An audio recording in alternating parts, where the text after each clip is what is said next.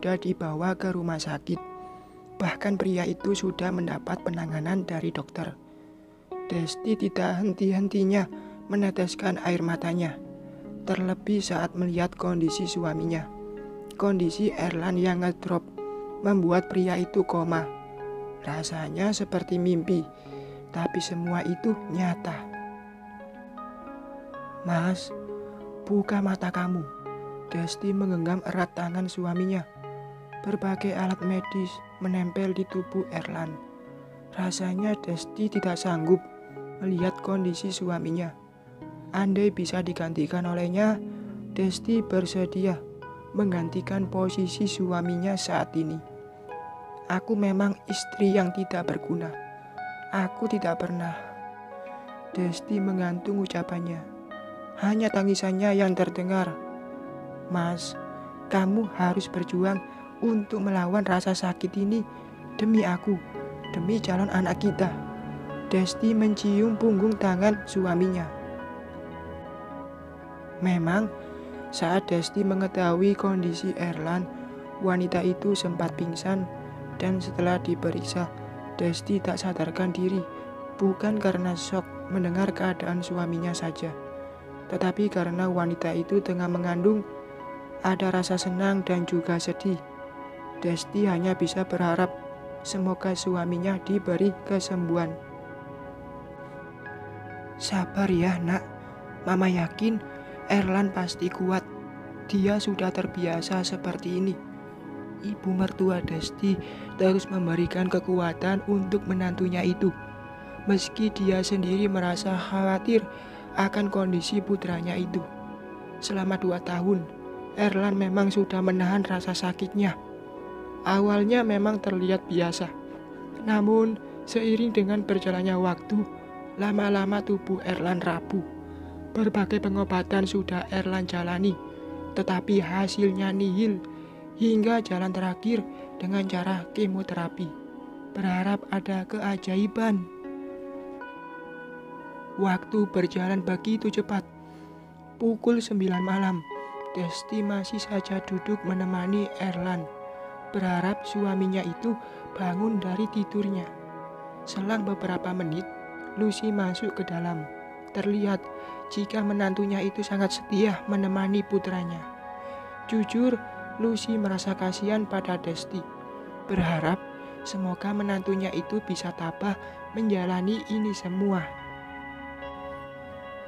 "Des, kamu pulang saja ya.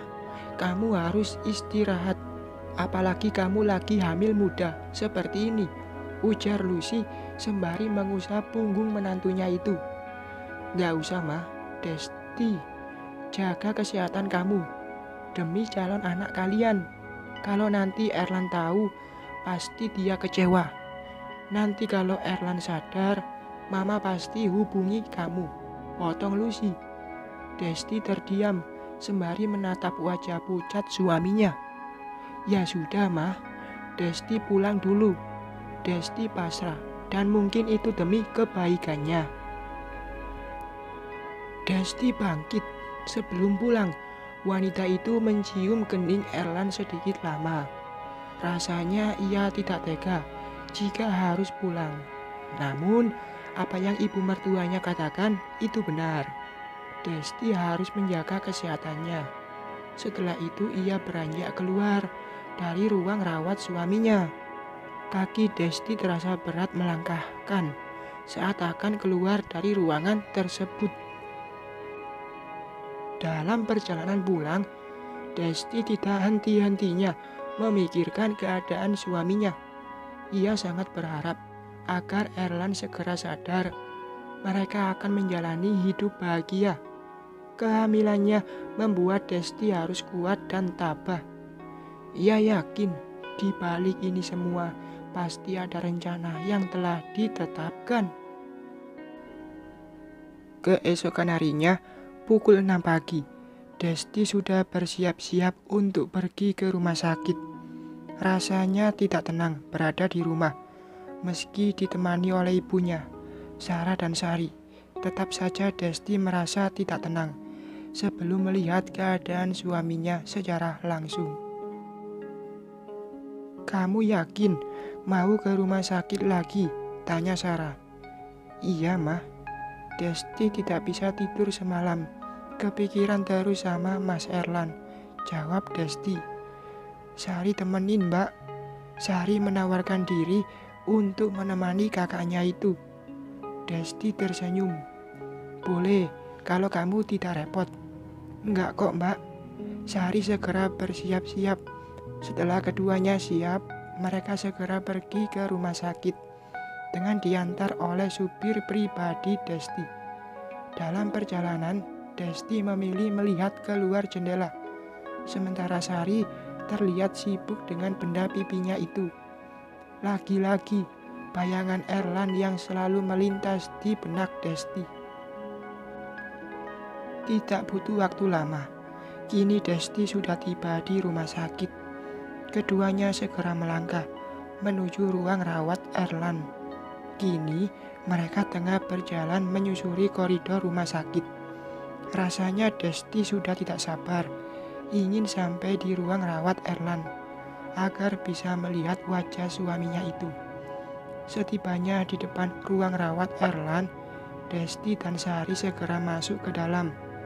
Terlihat jika dokter tengah memeriksa kondisi Erlan. Tapi ada yang beda. Pria yang kemarin terbaring lemah dengan berbagai alat medis menempel di tubuhnya kini sudah sadar.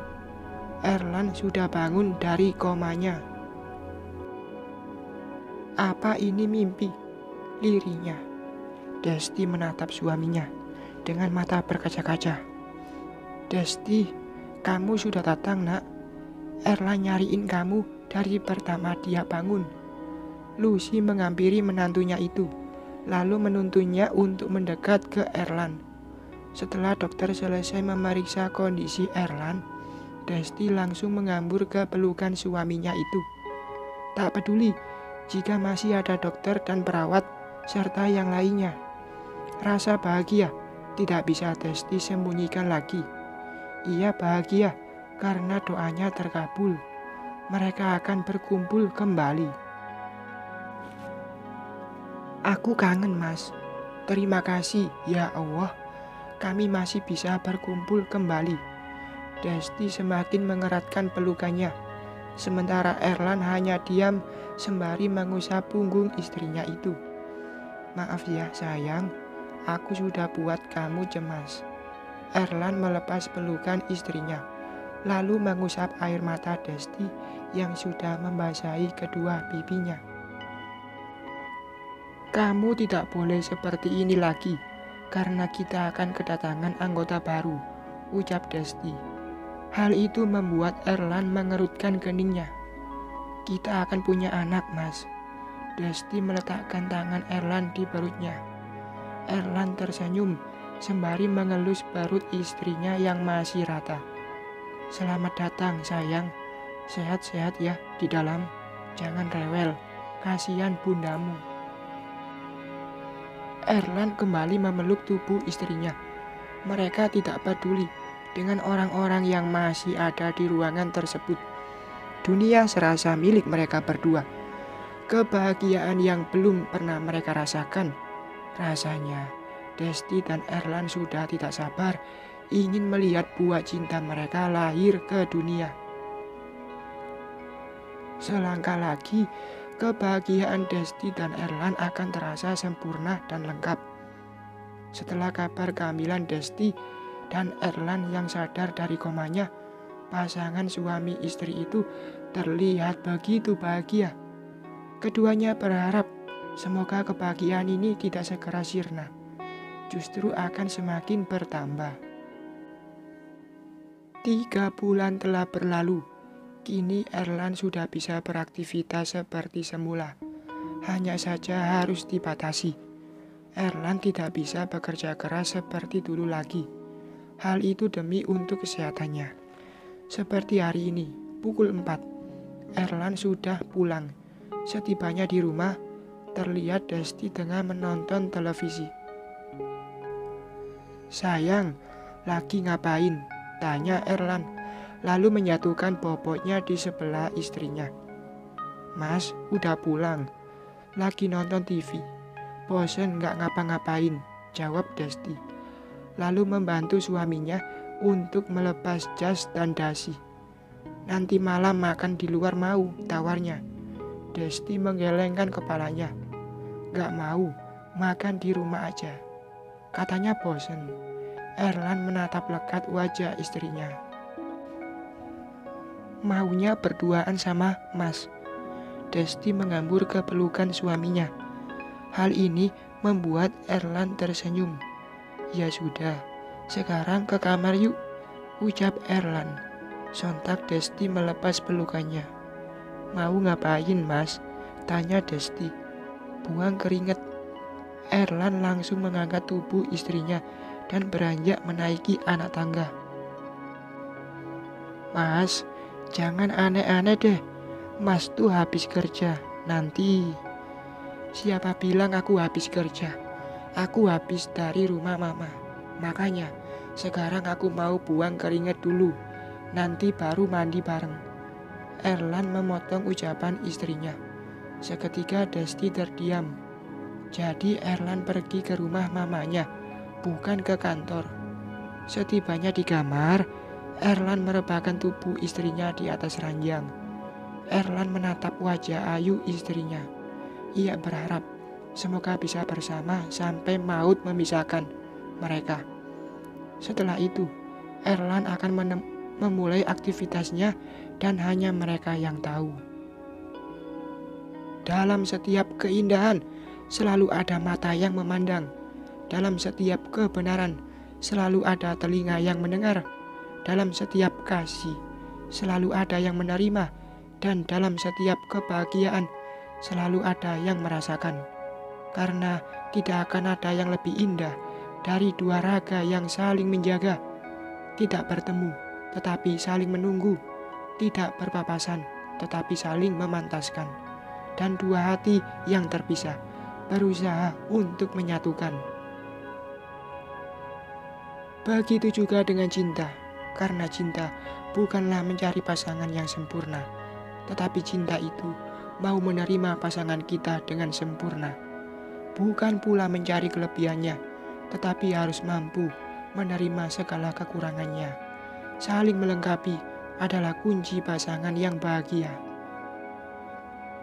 Tamat. Terima kasih untuk kakak semua yang sudah ikuti cerita ini sampai tamat. Semoga ada pesan dan kesan yang bisa diambil dari cerita ini. Mohon maaf bila masih banyak kekurangan atas semua cerita yang saya suguhkan. Semoga bisa lanjut ke cerita baru saya. Wassalam.